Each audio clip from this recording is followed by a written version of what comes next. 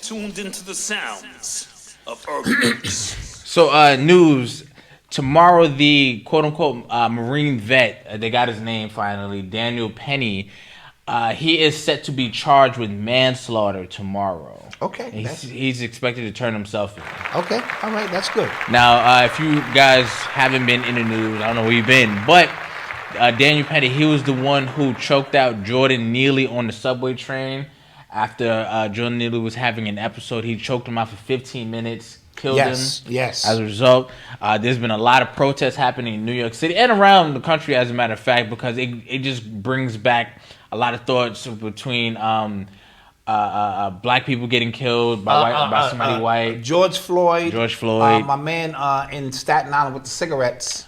Oh, yeah, I forget his name. Why did I forget his name? Eric Garner. Yes. And so many other cases. So it's a trauma-based trigger. Mm-hmm. And, you know, and we already know, half of us, that nobody's going to be held accountable. Mm-hmm.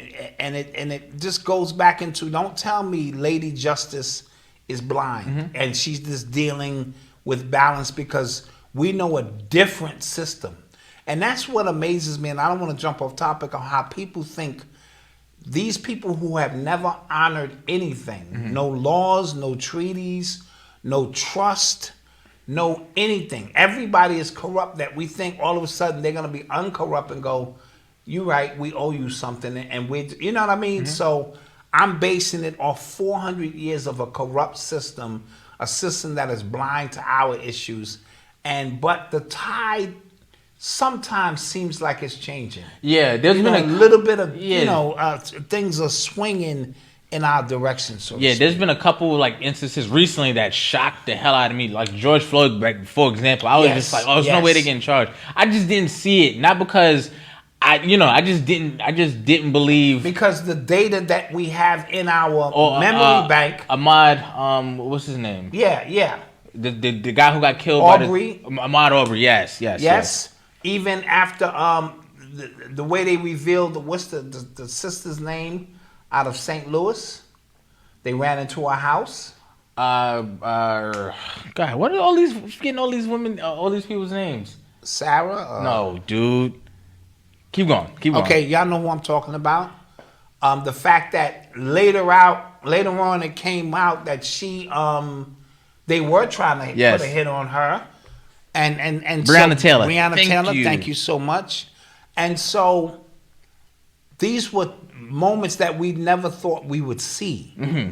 And so while we still have a long way to go, don't get it confused, the tide is beginning to change, because I think the energy of the people is beginning to change. We are not tolerating it anymore. So the potential for change is there. You know what I mean? And because now, because even Breonna Taylor, the fact that we forgot her name just now was crazy, because the whole say her name movement, right? Yeah. But it goes to show you, because now a story could live a little bit longer, because it could be somebody 8 months later to go, yo, tell me what happened with this, right? Right. And then more traction will be, more attention will be put on the story, and then it forces, just law enforcement to actually look at it, what the hell happened here? Yeah. And I don't know if it's a sign of the times, but there is Sandra Bland. Yes, absolutely. It's been a lot. I don't know if it's a sign of the times, but there's been a lot of corruption that has been unveiled. No, absolutely. At the law enforcement, state level, federal level. It's like, wow, y'all were really, that was actual conspiracy to kill this woman, or it was an actual this. So or to just glaze over this actual case or something to that effect. I think social media has a lot to do with that. Because everyone is a reporter. Mm-hmm. Everyone is an investigator now, when 10, 15, 20 years ago, you had to go by the newspapers, and they were all in cahoots. Yes. And so whatever they said, we were conditioned to just accept what they said.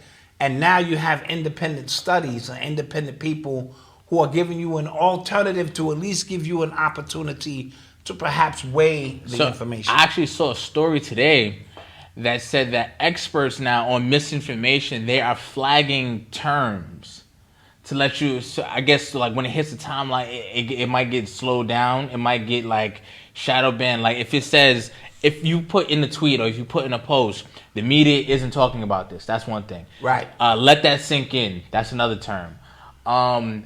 Nothing is a coincidence. There's no such thing as there's like 6 or 7 terms that now if you include in your tweet, if you include in your Facebook post, it's going to get flagged as misinformation. It could possibly get flagged as misinformation. And that's the way they get to filter yes. information. So everything is codified. Yes.